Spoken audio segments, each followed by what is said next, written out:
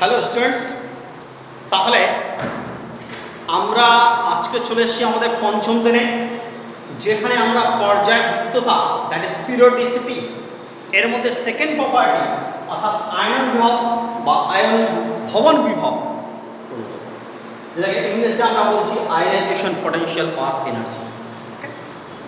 এইবার প্রশ্ন হচ্ছে এই আয়নন বিভব কি? আগে খুব সিম্পলভাবে জানার চেষ্টা করি। যে কোনো মৌল 118খানা মৌল আছে, প্রত্যেকটা মৌলে নিউক্লিয়াস আর বাইরে যে কক্ষপথ সেখানে যে ইলেকট্রন, ওই ইলেকট্রনগুলোকে নিউক্লিয়াস সবসময় নিজের দিকে টেনে রাখছে। তার মানে ইলেকট্রনগুলো যখন ইচ্ছা বাইরে বেরোতে পারবে না। কেন বেরোতে পারছে না? কারণ নিউক্লিয়াস সবসময় ওই ইলেকট্রনের উপরে একটা আকর্ষণ বল প্রয়োগ করছে, সবসময় টেনে ধরে রাখছে। ঠিক, তাহলে কি করে বেরোবো? তাহলে এই ইলেকট্রনগুলোকে বের করার জন্য আমাকে বাইরে থেকে শক্তি দিতে হবে। কি বললাম? যে কোনো পরমাণু বাইরে কক্ষপথে যে ইলেকট্রনগুলো আছে তাদেরকে বের করার জন্য, অপসারিত করার জন্য আমাদের শক্তি দিতে হবে। যে শক্তি প্রয়োগ করতে হয় সেই শক্তিটাকেই আমরা কি বলবো? সেই শক্তিটাকেই আমরা বলবো আয়নন বিভব। এটা কিন্তু সংজ্ঞা নয়, জাস্ট আগে ব্যাপার বুঝালাম যে আয়নন বিভবটা কি জিনিস। তাহলে আবারও বলছি, কি বললাম? কোনো মৌলের বহিস্থ কক্ষপথে যে ইলেকট্রন উপস্থিত আছে তাকে নির্গত করার জন্য যে শক্তি দিতে লাগে সেই শক্তিটাকেই বলা হয় আয়নন বিভব বা আয়নন ভবন। ঠিক, তার মানে সংক্ষেপে বিষয়টা কি দাঁড়ালো? যে কোনো পরমাণুতে উপস্থিত ইলেকট্রনকে নির্গত করার জন্য যে শক্তি প্রয়োগ করতে হয় সেটাই হলো আয়নন। এটা বিষয়টা বুঝালাম যে আয়নন বিভবটা কি। উত্তর হলো শক্তি। কোন শক্তি? ইলেকট্রনকে নির্গত করার জন্য শক্তি। কিন্তু সংজ্ঞা এইভাবে হয় না, সংজ্ঞা গুছিয়ে সব কিছু বলে তারপর। এবার সংজ্ঞা বলছে, ভালো করে শুনতে। কোনো নিঃসঙ্গ বা বিচ্ছিন্ন মৌলের গ্যাসীয় পরমাণু সর্ববহিস্থ কক্ষপথে সব থেকে দুর্বলভাবে আবদ্ধ ইলেকট্রনটিকে সম্পূর্ণরূপে অপসারিত করার জন্য প্রয়োজনীয় শক্তির পরিমাণকে কি বলা হয়? আয়নন বিভব। প্রয়োজনীয় শক্তির পরিমাণকে কি বলা হয়? আয়নন বিভব বলা হয়। এখানে যে কয়েকটা শব্দ বললাম, এক, নিঃসঙ্গ বা বিচ্ছিন্ন, মানে একটা মৌল লাইক সোডিয়াম একা থাকতে হবে, যোগে থাকলে হবে না। তারপরে সোডিয়াম ক্লোরাইড বলে হবে না, সোডিয়ামকে একা, নিঃসঙ্গ, যার কোনো সঙ্গ নাই, দ্যাট ইজ একা, বিচ্ছিন্ন। শুধু মৌল, তাও যে গ্যাসীয় পরমাণু, মানে আমরা জানি মৌলগুলো কঠিন, তরল, গ্যাস সব অবস্থায় থাকতে হবে। যেমন সোডিয়ামের কথাই হচ্ছে গ্যাস, সরি সোডিয়াম সাধারণ অবস্থায় কঠিন। তাহলে কি করতে হবে? যদি কঠিন বা তরল থাকে তাহলে তাপ দিয়ে গ্যাসে পরিণত করতে হবে, তাপ দিয়ে গ্যাসে পরিণত করতে হবে। তাহলে আচ্ছা, আরেকটা শব্দ সর্ববহিস্থ কক্ষপথ। কেন? ধরো একটা মৌলে সোডিয়াম নিলাম, তিনটে কক্ষপথ আছে, প্রথম, দ্বিতীয়, তৃতীয়। আর নিউক্লিয়াস যে আকর্ষণ বল প্রয়োগ করছে সেটা বহিস্থ কক্ষপথ অর্থাৎ 3 নম্বর, ওর উপরে হবে সব থেকে কম। 3 নম্বর কক্ষপথের উপরে আকর্ষণ বল হবে সব থেকে কম। তাহলে যে ইলেকট্রনের উপরে সব থেকে কম আকর্ষণ বল ওটা সহজে বেরোবে, তাই সর্ববহিস্থ। সব থেকে দুর্বলভাবে আবদ্ধ, এর মানে এখন তোমরা ক্লাস 10-এ বুঝতে পারবে না, 11-এ বুঝতে পারবে। মানে একটা বাইরের কক্ষপথে যদি ধরো 5টা ইলেকট্রন থাকে, সবার উপরে আকর্ষণ বল সমান হয় না, ওই জন্য হচ্ছে সব থেকে দুর্বলভাবে আবদ্ধ। তাহলে মোটের উপর কি দাঁড়ালো, যে একটা নিঃসঙ্গ গ্যাসীয় পরমাণু সর্ববহিস্থ কক্ষপথে সব থেকে দুর্বলভাবে আবদ্ধ ইলেকট্রনটিকে সম্পূর্ণরূপে অপসারিত করে পরমাণুটিকে এক একক ধনাত্মক আয়নে পরিণত করার জন্য যে পরিমাণ শক্তি প্রয়োজন হয় তাকেই বলা হবে আয়নন। ক্লিয়ার? তার মানে কি হবে, ইলেকট্রনটাকে বর্জন করতে হবে। ইলেকট্রন যদি বর্জন করে তাহলে ও ধনাত্মক আয়নে পরিণত হবে। বুঝতে পারলাম কথা? তাহলে মোটের উপরে আয়নন বিভবটা কি দাঁড়ালো? আয়নন বিভব দাঁড়ালো হচ্ছে প্রয়োজনীয় শক্তির পরিমাণ। কিসের জন্য? ইলেকট্রনকে নির্গত করার জন্য। যে ইলেকট্রনকে নির্গত করার জন্য যে শক্তি প্রয়োগ করতে হয় তাকেই বলবো আয়নন।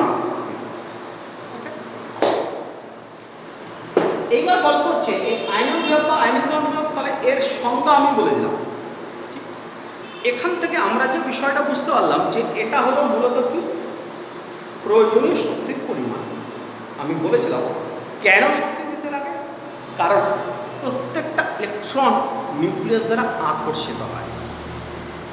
তাহলে যত বেশি আকর্ষিত হবে, অর্থাৎ ইলেকট্রনের উপরে নিউক্লিয়াসের আকর্ষণ বল যত বেশি হবে, ইলেকট্রন তত সহজে বেরোবে, তার মানে শক্তি কম লাগবে।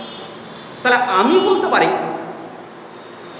যে প্রয়োজনীয় শক্তি, আচ্ছা আয়নন বিভব এটাকে সংক্ষেপে বলবো আই ডট পি। আয়নন বিভবকে সংক্ষেপে বলবো আই ডট পি। তাহলে এই আয়নন বিভব বা আই ডট পি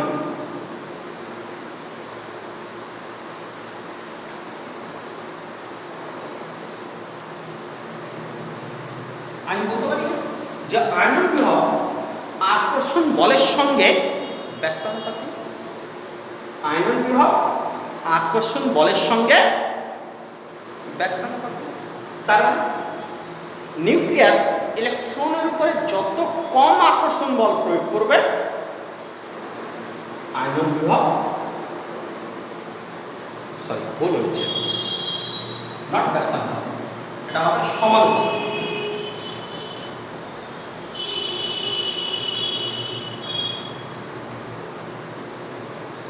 কি হলো? বললাম আয়নন বিভব আকর্ষণ বলের সঙ্গে সমানুপাতিক। মানে নিউক্লিয়াস যত বেশি আকর্ষণ বল প্রয়োগ করবে তত বেশি শক্তি দিতে হবে, তাহলে আয়নন বিভব বেশি হবে। এই আকর্ষণ বলটা আবার নির্ভর করে কার উপরে? পারমাণবিক ব্যাসার্ধের উপরে। কিভাবে? একটা ইলেকট্রন বা কক্ষপথ নিউক্লিয়াস থেকে যত দূরে থাকবে তত আকর্ষণ বল কি হবে, আর যত কাছে থাকবে আকর্ষণ বল তত বেশি। তাহলে ব্যাসার্ধের সঙ্গে আকর্ষণ বল ব্যস্তানুপাতিক, তাই আয়নন বিভবের সঙ্গে এটা ব্যস্তানুপাতিক। তার মানে আমি বলতে পারি পারমাণবিক ব্যাসার্ধ যত বৃদ্ধি পাবে আকর্ষণ বল হ্রাস পাবে, আয়নন বিভব হ্রাস পাবে। আমরা ডে 4-এ দেখেছিলাম যে পারমাণবিক ব্যাসার্ধ কি হয়, এটা পর্যায় বাম থেকে ডান, আর এটা হচ্ছে শ্রেণী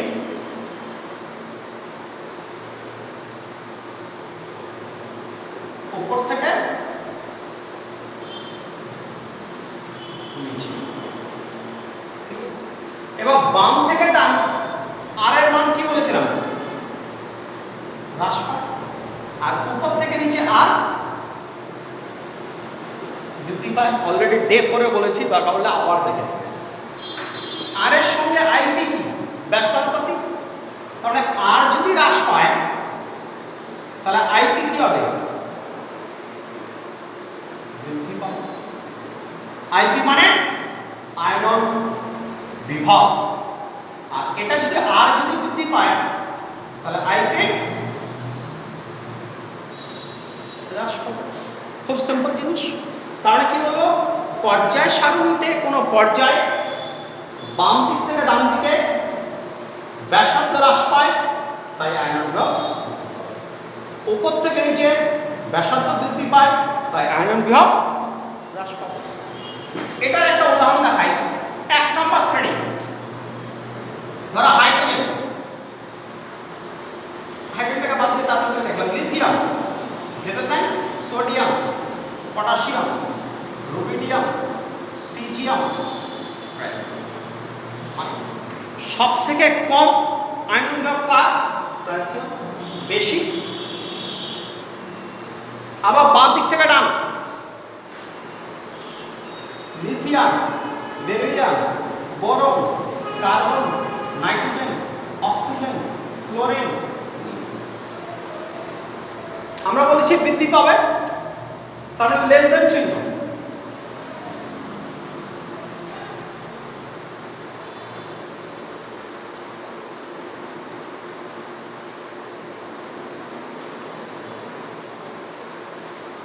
দেখো আমি দুটো জায়গা ফাঁকা ছেড়ে দিয়েছি। এই দুটো হচ্ছে ব্যতিক্রমী কেস। ক্লাস 10-এ কারণ বুঝতে পারবে না, মুখস্থ রেখে দেবে। বেরিলিয়াম আর বোরন হিসাবে বেরিলিয়াম কম, বোরন বেশি। উল্টাটা বেরিলিয়াম বেশি। নাইট্রোজেন, অক্সিজেন, এখানে নাইট্রোজেন। বুঝাতে পারলাম কথাটা? যে তাহলে আয়নন বিভব এইভাবে পর্যায় সারণীতে আমাদের পরিবর্তন। তাহলে আয়নন বিভব কি ও পর্যায় সারণীতে তার পরিবর্তন কিভাবে হয়, গোটা বিষয়টা আমি ব্যাখ্যা করলাম। লাস্ট আরেকটা ধর্ম পড়ে আছে, ব্যাখ্যা করলে আমাদের এই চ্যাপ্টার শেষ হয়ে যাবে। সেই ধর্মটার নাম হলো এবার তড়িৎ ঋণাত্মকতা।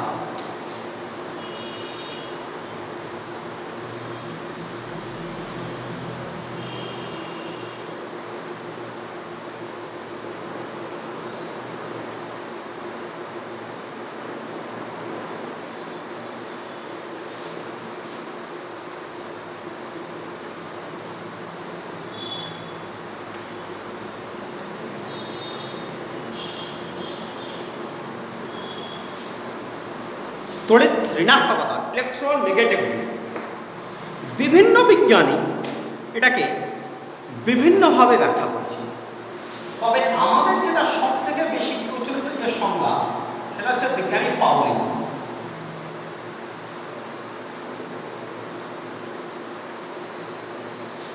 বিজ্ঞানী পাউলিং যে সংজ্ঞাটা দিয়েছেন সেখানে কি বলেছেন, সংজ্ঞাতে আমি পড়ে যাচ্ছি, খুব সহজভাবে বলছি। বাস্তবে তড়িৎ ঋণাত্মকতা হলো ইলেকট্রন জোড়কে আকর্ষণ করার ক্ষমতা। আগে আমাদেরকে জিনিসটা বুঝতে হবে যে বাস্তবে জিনিসটা কি। তাহলে তড়িৎ ঋণাত্মকতা হলো ইলেকট্রন জোড়কে আকর্ষণ করার ক্ষমতা। আমি কিন্তু ইলেকট্রন বলছি না, ইলেকট্রন জোড় বলছি। কেন? এখন বুঝতে হবে। ধরো আমি একটা সমযোজী যৌগ নিলাম। আগেই বলেছি এটা আমরা রাসায়নিক বন্ধন চ্যাপ্টারে পাবো।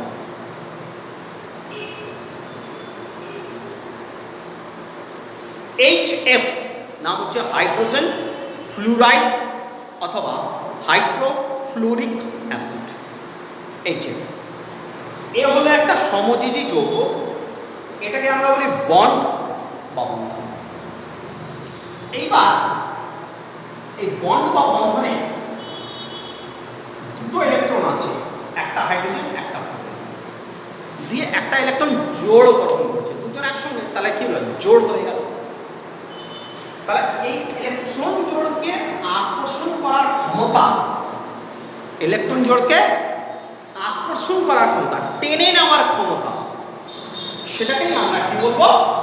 তড়িৎ ঋণাত্মকতা। তাহলে আমাকে যদি জিজ্ঞেস করে তড়িৎ ঋণাত্মকতা, তাহলে আবার সংজ্ঞা দিতে হবে। বিজ্ঞানী পাউলিং এর মতে সমযোজী যৌগে সমযোজী বন্ধনে আবদ্ধ ইলেকট্রন জোড়কে কোনো মোলে পরমাণুর দ্বারা নিচের দিকে আকর্ষিত করার ক্ষমতা কে বলা হয়? তড়িৎ ঋণাত্মকতা। নিজের দিকে আকর্ষিত করার ক্ষমতা এই বলা হয় তড়িৎ ঋণাত্মকতা। ক্লিয়ার কথা? কারণ বাস্তবে তড়িৎ ঋণাত্মকতা কি? ইলেকট্রন জোড়কে আকর্ষিত করার। আমি এর আগে আইনভাবে দেখিয়েছি যে এই আকর্ষণ বল এটা ব্যাসার্ধের সঙ্গে ব্যস্তানুপাতিক। আগেই ব্যাখ্যা করেছি যে আকর্ষণ বলটা ব্যাসার্ধের সঙ্গে ব্যস্তানুপাতিক। কক্ষপথের ব্যাসার্ধ যত বড় হবে আকর্ষণ বল কম হবে, এন্ড ভাইস ভার্সা। তাহলে ব্যাসার্ধের সঙ্গে যদি ব্যস্তানুপাতিক হয়, তাহলে আমি বলতে পারি কোনো মোলের আকার যত ছোট হবে ইলেকট্রনকে টানার ক্ষমতা বেশি হবে। তাহলে আচ্ছা, তড়িৎ ঋণাত্মকতা বা ইলেকট্রোনেগেটিভিটি, এটাকে সংক্ষেপে আমরা বলি EN। তাহলে বলা যেতে পারে না যে এই তড়িৎ ঋণাত্মকতা ব্যাসার্ধের সঙ্গে ব্যস্তানুপাতিক, মানে ব্যাসার্ধ যত ছোট হবে তড়িৎ ঋণাত্মকতা বেশি হবে। ঠিক?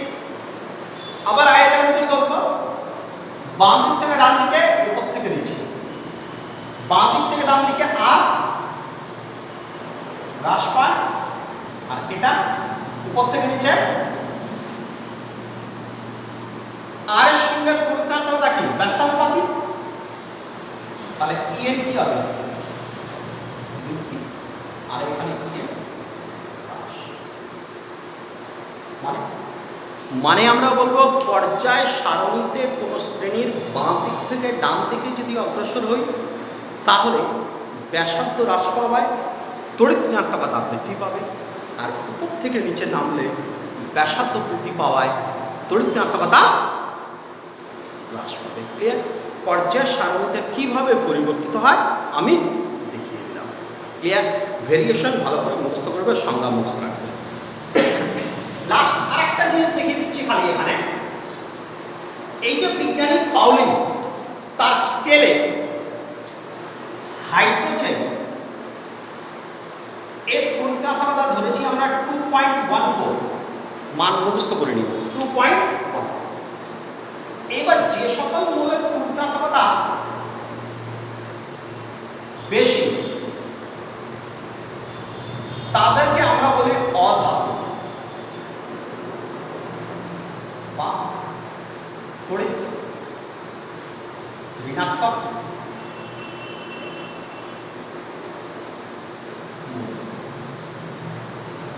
কাদেরকে?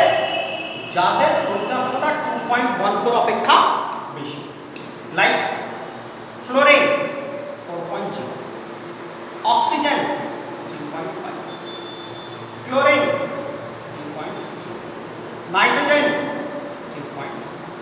দেখো সবকটাই কি বেশি। অনুরূপে যাদের তড়িৎ ঋণাত্মকতা 2.4 অপেক্ষা কম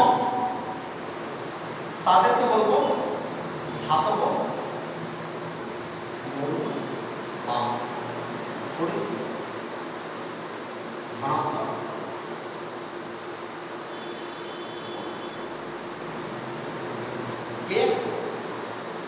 তারপরে আমরা যে ধাতু আর অধাতু বলি, বাস্তবে সেটা তড়িৎ ঋণাত্মকতার উপরে ভিত্তি করে ভাগ করা হয়েছে। যে যাদের তড়িৎ ঋণাত্মকতা 2.14 থেকে বেশি তারা হচ্ছে অধাতু বা তড়িৎ ঋণাত্মক মৌল, আর যাদের কম তারা হচ্ছে ধাতু বা তড়িৎ ধনাত্মক। এর সঙ্গে সঙ্গে আমাদের গোটা পর্যায় সামনের চ্যাপ্টার শেষ হয়ে গেল। আমাদের এই যে টোটাল 5 ডে যে ভিডিও পর্যায় সারণী ওটা ভালো করে পড়বে, দেখবে। ক্লাস 10-এর যত অ্যাভেলেবেল বুকস আছে তোমাদের কাছে প্রত্যেকটা ভালো করে দেখবে। ওখান থেকে যত প্রশ্ন আছে প্রশ্নগুলো সলভ করবে। আরও যদি রেফারেন্স বুক থাকে সেখান থেকে করবে। যে কোনো রকম প্রবলেম হলে, যে কোনো কোশ্চেন থাকলে আমাকে কমেন্ট সেকশানে জানাবে। ওকে।